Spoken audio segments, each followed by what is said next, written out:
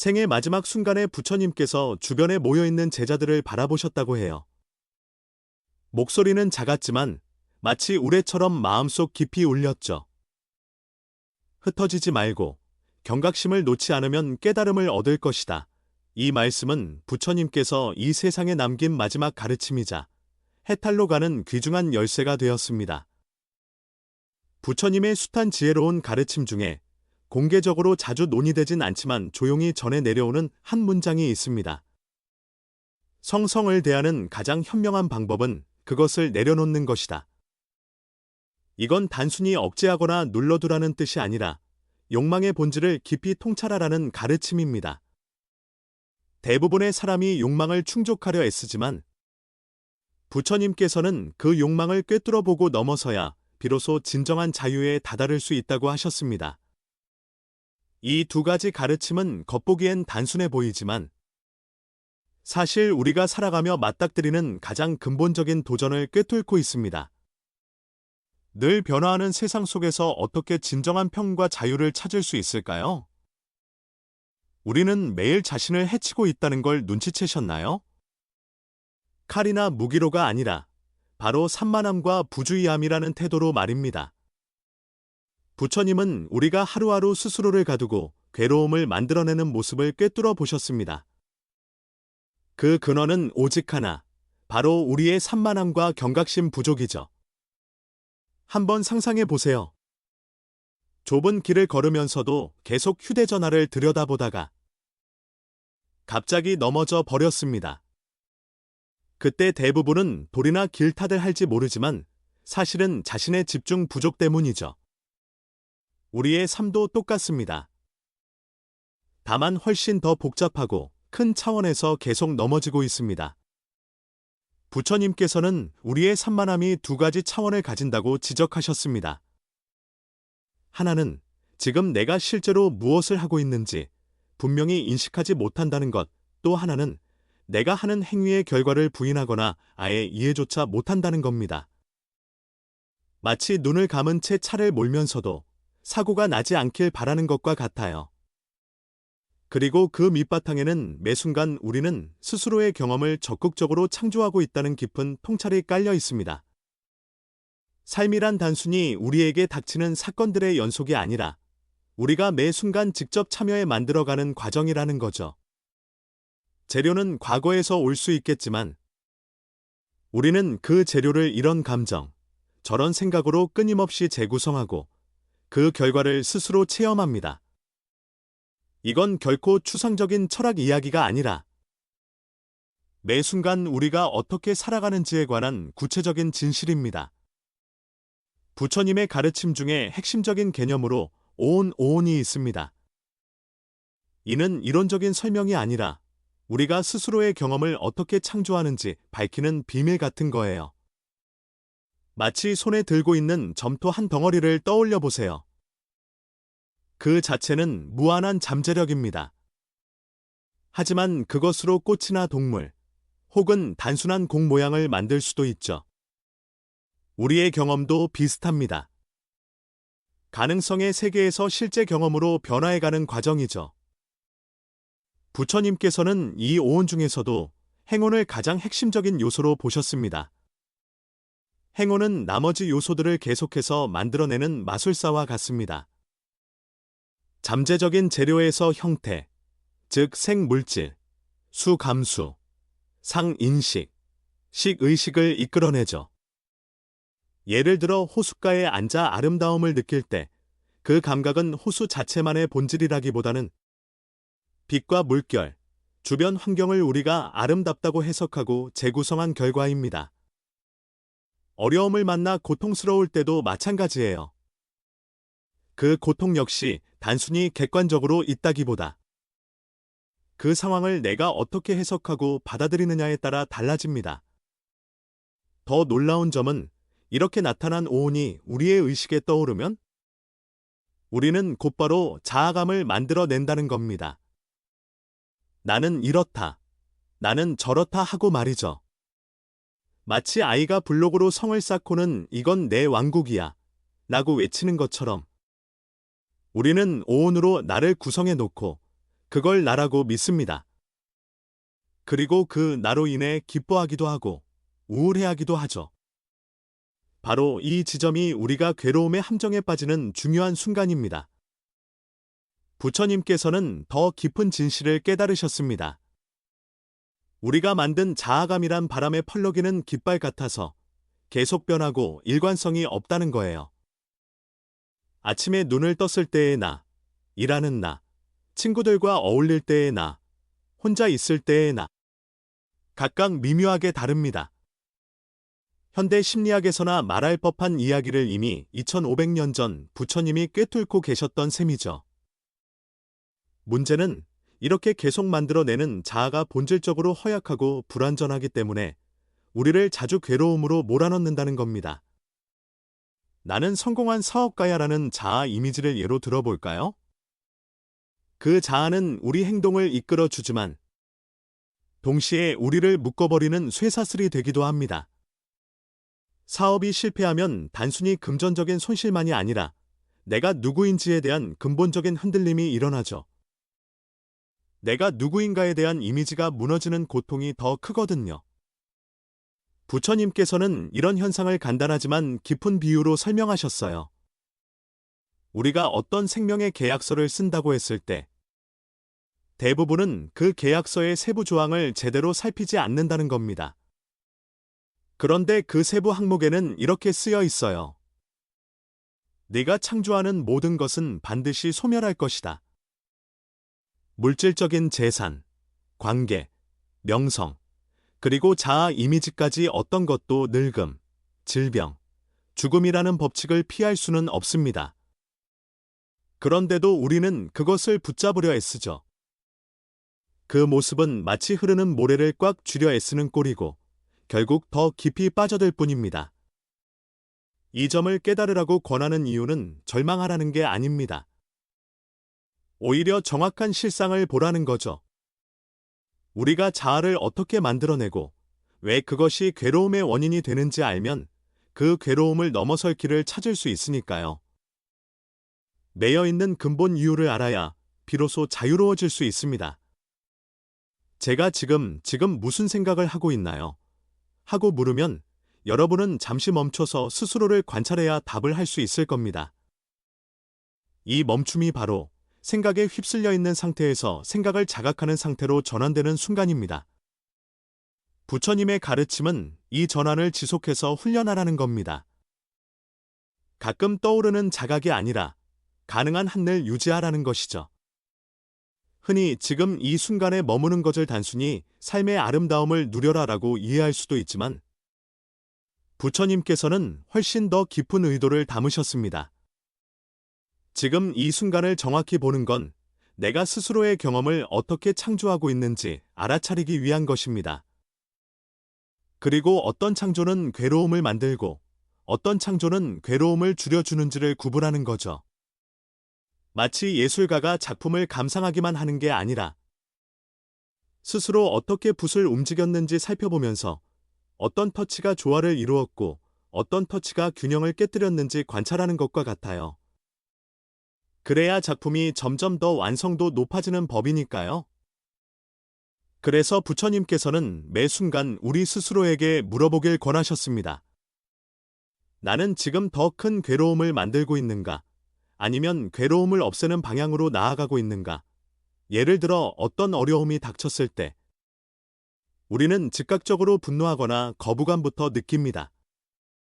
하지만 만약 그 순간 깨어 있으면 내가 그런 반응을 만들어내고 있다는 사실을 알게 돼요. 그리고 그 반응의 배경에는 안전함이 위협받을 것 같은 불안감이라든지 과거의 트라우마가 투영된 것일 수도 있음을 깨닫게 됩니다. 이걸 알아차리는 순간 선택의 여지가 생기죠. 계속 화를 내며 스스로 괴로움을 키울 것인지 더 지혜로운 대안을 만들어낼 것인지 말입니다. 이런 자각은 냉담하고 무감각하게 바라보자는 게 아닙니다. 오히려 깊숙이 참여하되 동시에 맑게 지켜보자는 것이죠. 마치 베테랑 운전자가 운전 자체에 완전히 집중하면서도 차의 모든 반응을 섬세하게 감지하는 것과 비슷합니다. 그렇게 해야 괴로움을 만드는 선택과 괴로움을 그치게 하는 선택을 분명히 구분할 수 있어요. 그리고 이 길을 밝혀주는 등불이 바로 올바른 깨어있음, 흔히 말하는 정념입니다. 많은 분이 불교를 접하면 무아가 중요하다고 들어서 자아감을 당장 버리려 합니다. 하지만 부처님의 가르침은 그보다 훨씬 더 미묘하고 지혜로워요. 부처님은 자아감 자체를 지금 당장 없애라고 말씀하시지 않았습니다. 오히려 더 책임감 있고 더 이로운 자아감을 기르는 과정을 강조하셨죠. 수영을 배우는 과정을 생각해 보세요. 물에 뜨는 법을 완전히 익히기 전에는 발차기와 호흡법을 배워야 합니다. 심지어 불안 같은 높은 단계에 이르더라도 여전히 희미하게나마 나라는 감각이 함께합니다. 그 자아감은 이전처럼 오온에 집착하지는 않지만 어느 정도는 남아 있을 수 있어요. 그런데 그건 결코 실패가 아니라 자연스러운 단계입니다. 결국 자아감을 없앨 수 없다면 차라리 그 자아감을 좀 더 이롭게 쓰자는 거죠.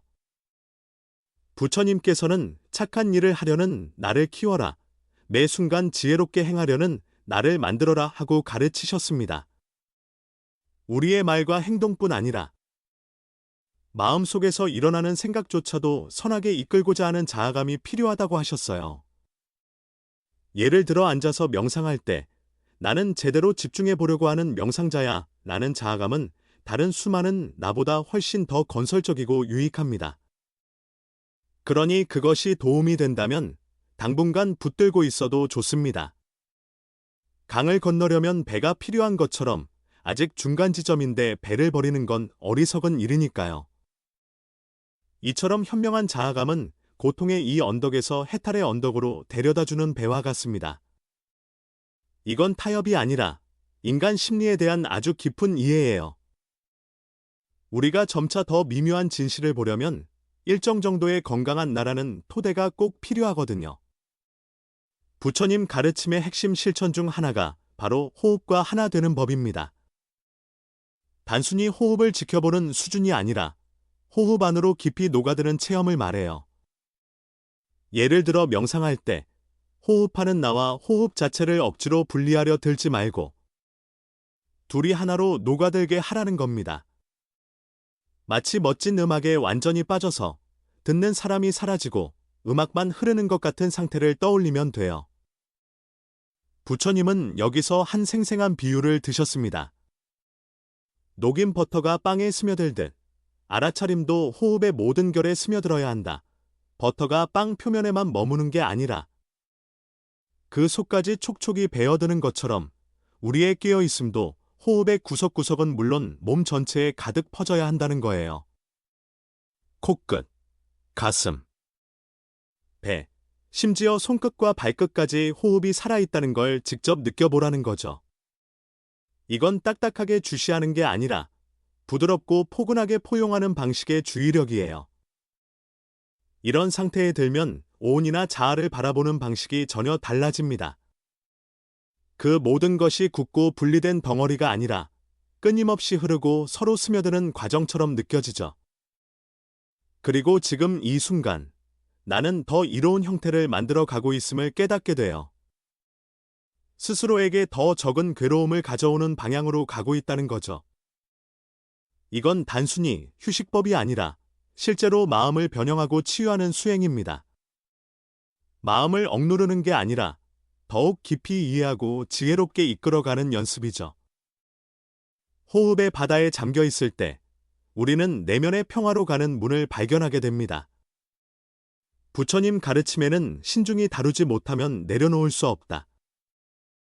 다만 성욕만은 예외로 그것을 대하는 가장 현명한 태도는 포기하는 것이다 라는 미묘한 지혜가 있습니다. 얼핏 들으면 모순처럼 보일 수 있지만 여기에 인생의 중요한 통찰이 담겨 있어요. 예를 들어 아이가 자전거를 배울 때를 떠올려 보세요. 처음에는 균형과 페달 돌리는 법을 열심히 익혀야 합니다. 이 과정을 능숙하게 익힌 뒤라야 이젠 힘을 뺄 수 있구나 하고 자연스럽게 넘어가는 순간이 찾아요.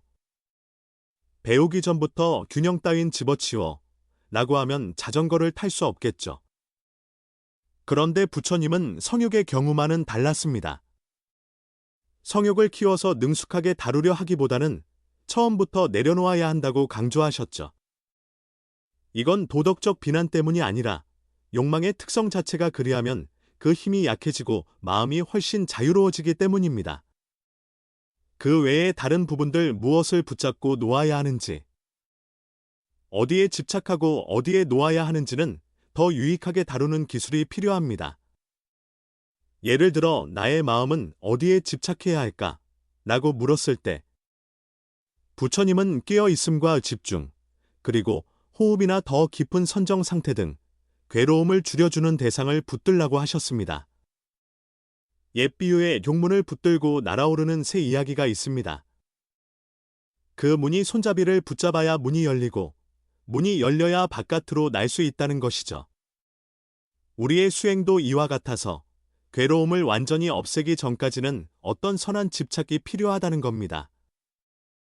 등산할 때 로프와 신발을 버리고 맨몸으로 정상까지 갈 수 없듯이 우리에게 필요한 건 현명하고 이로운 집착이지요. 다만 이 모든 길을 걷는 과정에서 절대로 빼놓을 수 없는 게 있습니다. 바로 불방일입니다. 어떤 분은 이 단어를 듣고 딱딱하고 부담스럽게 느낄 수도 있지만 사실 이건 해탈로 가는 핵심이며 수행의 영혼 같은 거예요. 아기를 돌보는 엄마를 떠올려 보세요. 과도한 집착으로 애를 옥죄지도 않고 그렇다고 방치하지도 않습니다. 필요한 순간에 정확히 보살피는 포근하면서도 흔들리지 않는 경각심이 바로 불방일의 진짜 의미입니다. 부처님은 왜 이 불방일의 수행 전 과정을 관통해야 한다고 강조하셨을까요? 우리가 깨닫든 못 깨닫든 우리는 언제나 내면의 그림을 그리고 있기 때문입니다. 마치 자신이 그림을 그리고 있다는 사실조차 모르면서 막 칠하다가 작품이 어지러워지면 왜 이 모양이지? 하고 당황하는 것과 같아요. 불방일이란 지금 이 순간 내가 스스로의 체험을 그리고 있으며 그것에는 반드시 결과가 따른다는 사실을 잊지 않는 마음 자세입니다. 이건 자신의 삶에 대한 책임감을 높이는 일입니다. 방심하면 어느새 우리가 우리 자신에게 적이 되어 버리거든요. 성을 지키는 군사가 잠들면 적이 들이닥치는 것처럼 마음의 문이 활짝 열려 있으면 여러 번뇌와 무지, 유혹이 틈타기 쉽습니다. 하지만 불방일은 부담스럽기만 한 게 아니라 자신을 진정으로 아끼는 길이기도 합니다. 소중한 내 마음을 가장 좋은 방식으로 다루겠다는 다짐인 셈이죠. 주변을 둘러보면 특히 최근 우리 사회에서 일어난 여러 사건을 통해 더 넓은 차원에서도 같은 진실을 발견할 수 있습니다. 산만함은 개인만 해치는 게 아니라 사회 전체에 큰 영향을 미칩니다. 부처님의 통찰은 개인 수행을 넘어 사회적 문제까지 내다보았습니다. 많은 사회적 갈등과 문제가 집단적인 산만함과 부주의함에서 비롯된다는 거예요. 생각 없이 결정하고 행동하는 과정에서 언젠가 그 결과가 우리를 덮치는 걸 보고서야 모두 놀라게 됩니다. 하지만 그 놀람 자체가 이미 산만함을 보여주는 증거이기도 합니다. 예를 들어 어떤 공동체가 환경오염을 대수롭지 않게 여기고 무시했다고 합시다. 시간이 흘러 질병이 늘고 수원이 오염되고 나서야 그제야 다들 깜짝 놀라겠죠. 하지만 처음부터 예견할 수 있었던 일 아닐까요? 이렇게 흘러가는 모습은 개인 차원이든 사회 차원이든 사실상 스스로에게 악의적인 행동을 하는 것과 다를 바 없습니다. 자유를 추구한다고 했지만 결국 묶이는 길을 만들어 버리는 거죠. 부처님 가르침이 일러주는 해결책은 단순히 새로운 제도나 기술이 아니라 집단 의식 자체가 바뀌어야 한다는 점입니다. 산만함에서 깨어 있으므로, 근시안적 사고에서 멀리 내다보는 지혜로, 분열에서 연대로 나아가는 전환이 필요하다는 거예요. 개인 수행은 그저 작은 물방울 같아 보이지만 그것이 점차 파장을 일으켜 바닷물 전체를 바꿀 수도 있습니다. 부처님께서는 또 이렇게 말씀하신 적이 있어요. 화가 날 때 내가 스스로에게 하는 짓이야말로 적들이 너에게 바라던 그것이다. 화가 치밀면 우리는 스스로를 파괴하고 관계를 망치고 지금까지 쌓아온 것을 한순간에 허물어 버립니다. 적이 정말 원하던 게 바로 그거 아니겠어요? 그리고 산만함도 그와 흡사합니다. 귀찮아, 대충 해도 돼 라는 마음이 올라올 때 그것은 결코 내게 휴식을 주는 게 아니라 은밀한 자기 파괴일 수도 있습니다. 예를 들어 오늘 운동하기 귀찮으니까 하루쯤 쉬지 뭐라고 반복해서 말하다 보면 나중에는 건강이 무너질 수도 있죠.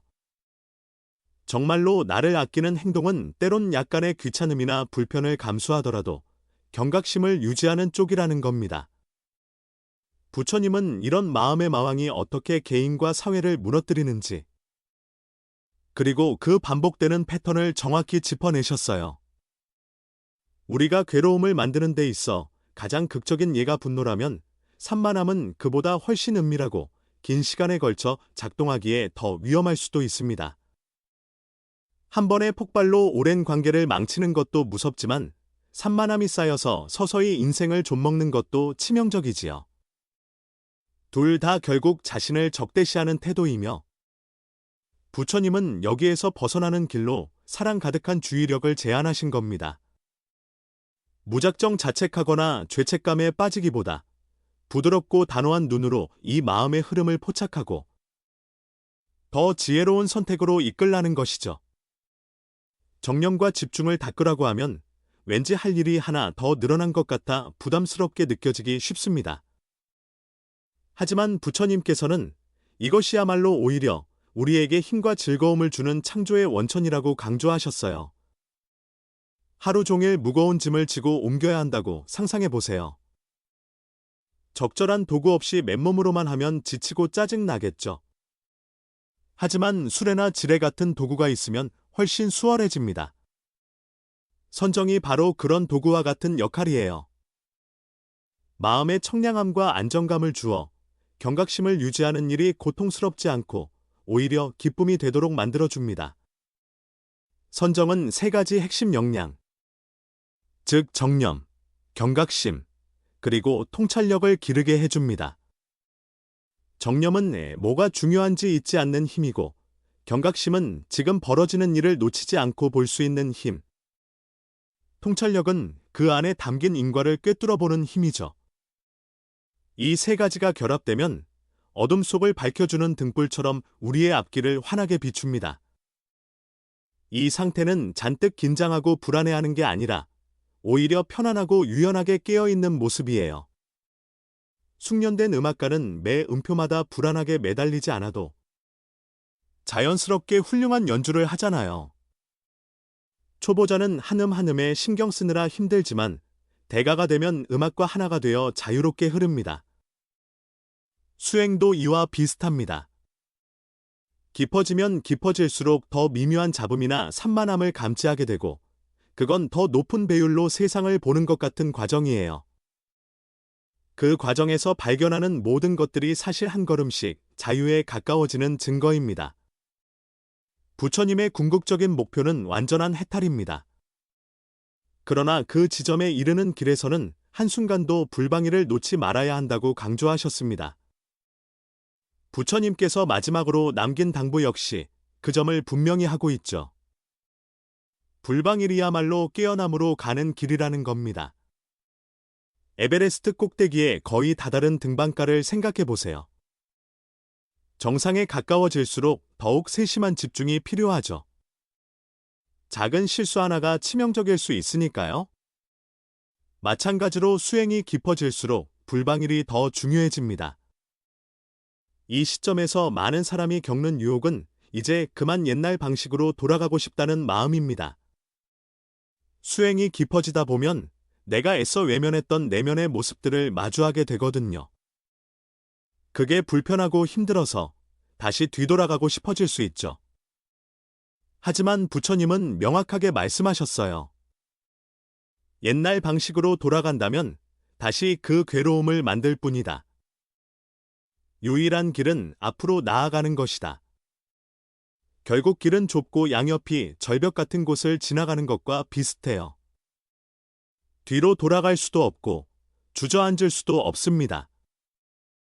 오직 천천히 전진하며 더 지혜롭고 더 자애로운 태도를 유지해야 하죠. 이를 가능하게 해주는 세 가지 열쇠를 부처님은 제시하셨습니다.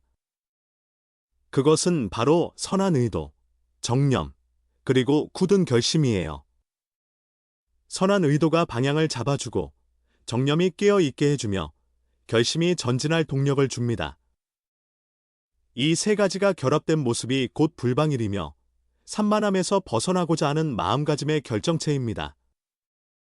그래서 부처님은 마지막 가르침에서 이 자질들을 그토록 강조하셨던 거예요. 이것들이야말로 삶의 모든 차이를 만드는 힘이고 완전한 자유에 이르는 관문이니까요. 이 고대이자 영원한 길을 걷는 동안 우리가 디딘 매 걸음은 시간에 대한 헌신이자 매 순간은 기회이며 한 번에 깨어 있음은 자유를 향한 약속입니다. 이 길은 결국 개인의 평온으로만 끝나지 않고 더 깨어 있고 괴로움이 적은 세상을 함께 열어가는 길이기도 합니다.